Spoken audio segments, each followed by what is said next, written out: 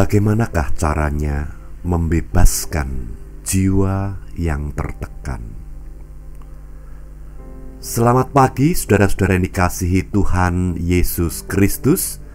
Kiranya kasih karunia dan damai sejahtera dari Allah Bapa dan kasih Tuhan Yesus Kristus beserta saudara sekeluarga. Kita berjumpa lagi dalam renungan pagi.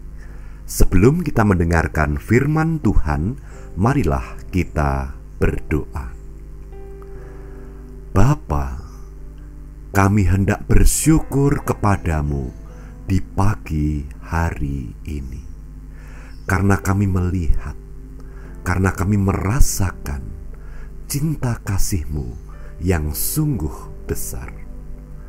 Kami sungguh beruntung, kami sungguh berbahagia ketika kami menyadari bahwa diri kami dikasihi oleh pribadi yang begitu berkuasa dan begitu mengasihi kami. Bapa, kami ingin menjalani hari ini berbekal firman-Mu. Biarlah firman yang kami dengar menjadi pegangan di dalam kehidupan kami. Terima kasih Bapa. Di dalam nama Tuhan Yesus Kristus kami berdoa. Amin. Saudara-saudara, saya akan membaca dari kitab Mazmur pasal 43 ayat yang ke-5. Di sana dikatakan demikian: Mengapa engkau tertekan, hai jiwaku? Dan mengapa engkau gelisah di dalam diriku? Berharaplah kepada Allah, sebab aku bersyukur lagi kepadanya, penolongku dan Allahku. Saudara-saudara yang dikasihi Tuhan Yesus Kristus, apa sesungguhnya penyebab dari jiwa yang tertekan? Apa sesungguhnya penyebab dari hati yang gelisah?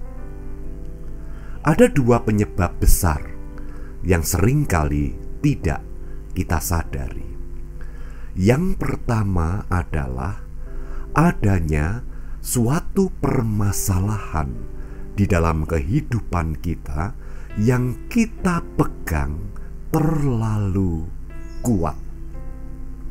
Memang setiap permasalahan selayaknya lah kita memikirkan bagaimana jalan keluarnya. Tetapi ada kalanya permasalahan itu mengganggu jiwa kita oleh karena kita pegang terlalu erat, sampai-sampai mengganggu jam tidur kita, sampai-sampai mengganggu konsentrasi kita, sampai-sampai membuat pikiran kita tidak dapat berpikiran jernih. Penyebab semuanya itu adalah diri kita sendiri yang menginginkan solusi atas permasalahan itu segera ada, dan kita tidak rela untuk melepaskannya barang sejenak, sehingga kita memegangnya setiap saat. Saudara dikasihi Tuhan Yesus Kristus, lalu penyebab yang kedua dari jiwa yang tertekan dan hati yang gelisah adalah adanya suatu keinginan yang belum terwujud. Sedangkan hati kita begitu terpaku oleh keinginan itu, sehingga kita tidak dapat tenang sebelum keinginan itu terwujud. Memang saudara-saudara sangat berguna ketika kita mempunyai cita-cita atau mempunyai keinginan, yaitu kita hendak mewujudkan sesuatu. Tetapi ada kalanya, saudara-saudara, kita memikirkannya melampaui apa yang menjadi kapasitas pikiran kita, sehingga seluruh kehidupan kita tersita, sehingga apa yang kita lakukan justru malah menekan kehidupan kita. Nah, saudara dikasihi Tuhan, kita tahu bahwa pemazmur yang menulis ayat ini adalah pribadi yang penuh dengan berbagai masalah. Jika kita membaca sejarah kehidupan pemazmur, di sana banyak sekali permasalahan-permasalahan yang harus dia hadapi. Tetapi yang menarik adalah di dalam ayat ini pemazmur menuliskan sesuatu yang merupakan dialog antara pemazmur dengan dirinya sendiri. Pemazmur memisahkan antara dirinya dengan rasa tertekan, rasa gelisah di dalam dirinya sebagai sesuatu yang terpisah. Artinya, saudara dikasihi Tuhan, pemazmur sadar bahwa ada bagian di dalam dirinya yang tertekan. Ada bagian di dalam dirinya yang gelisah. Namun, tertekan dan gelisah bukanlah dirinya. Itulah sebabnya di dalam ayat ini pemazmur mengajak bicara jiwanya, mengajak dialog hatinya. Dia bertanya, "Mengapa engkau tertekan, hai jiwaku? Dan mengapa engkau gelisah di dalam diriku?" Saudara-saudara, ungkapan ini menunjukkan bahwa pemazmur sedang masuk ke dalam kesadarannya. Dia mendeteksi perasaannya sendiri. Dia mendeteksi batinnya sendiri. Dan dia sadar bahwa di dalam kehidupan yang indah ini ada sesuatu yang besar yang menghambat kehidupannya, yang menghambat kemajuannya, yaitu rasa tertekan dan gelisah. Melalui dialog ini, pemazmur mencoba untuk melihat mengapa dirinya tertekan, mengapa dirinya gelisah. Nah, saudara dikasihi Tuhan Yesus Kristus, seperti halnya kita, seperti halnya yang telah disebutkan tadi, pemazmur pun mempunyai masalah yang seringkali terlalu erat dipegang. Sebuah keprihatinan yang mendalam, yang juga mengganggu aktivitas tidurnya, yang juga mengganggu seluruh pemikirannya sehingga tidak sempat untuk berkonsentrasi memikirkan yang lain. Pemazmur pun seperti kita, mempunyai cita-cita, mempunyai keinginan yang belum terwujud, dan rasa di dalam hatinya tertekan, gelisah sebelum hal itu dapat diwujudkan.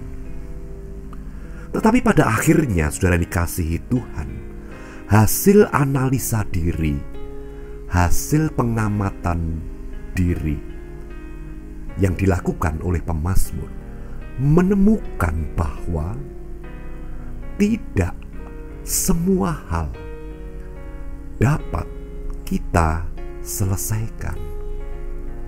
Tidak semua hal dapat kita pikirkan. Tidak semua hal dapat kita atasi. Di sini secara jujur pemazmur menemukan kenyataan bahwa dirinya lemah, bahwa dirinya terbatas. Dan oleh karena dirinya lemah dan dirinya terbatas, maka tidak semua masalah mampu dia selesaikan. Sehingga ketika dia terus-menerus memegang suatu permasalahan yang tidak dapat dia selesaikan, maka itu akan menyita seluruh kehidupannya, karena kehidupannya menjadi terbeban, tertekan, dan gelisah. Lalu kemudian, saudara dikasihi Tuhan Yesus Kristus, pemazmur menyadari bahwa manusia tidak diutus untuk melakukan sesuatu yang sudah berada di luar kemampuannya. Iya, benar. Manusia tidak pernah diutus untuk melakukan sesuatu yang sudah berada di luar kemampuan manusia. Karena hal itu memang tidak mungkin, karena sudah di luar kemampuan. Nah, masalah yang sering kali dihadapi adalah masalah itu sudah di luar kemampuan, namun kita terus-menerus memikirkannya, memegangnya, sehingga permasalahan di dalam pikiran itu menekan jiwa kita, membuat gelisah hati kita. Nah, pada akhirnya secara indah sekali pemazmur mengajak kita untuk juga seperti dia. Ketika pemazmur menyadari akan kelemahannya, keterbatasannya, ketika pemazmur menyadari bahwa masalah yang dihadapi di luar kemampuannya, maka pemazmur berkata kepada jiwanya sendiri, pemazmur berkata kepada hatinya sendiri, demikian: berharaplah kepada Allah. Saudara-saudara, sangat indah sekali. Apa artinya ungkapan ini? Arti dari ungkapan ini adalah pemazmur hendak mengingatkan jiwanya, mengingatkan hatinya bahwa di saat dirinya telah sampai kepada batas kemampuan, maka ada pribadi yang lebih berkuasa, yang bisa segalanya, yang berkuasa untuk melakukan segala sesuatu yang lebih besar daripada dirinya, yang kepadanya kita boleh menyerahkan permasalahan kita, lalu berharap kepadanya. Saudara-saudara, apa yang terjadi setelah itu? Yang terjadi, pemazmur merasakan kelegaan di dalam dirinya. Karena apa yang tidak mampu dikerjakannya boleh diserahkannya.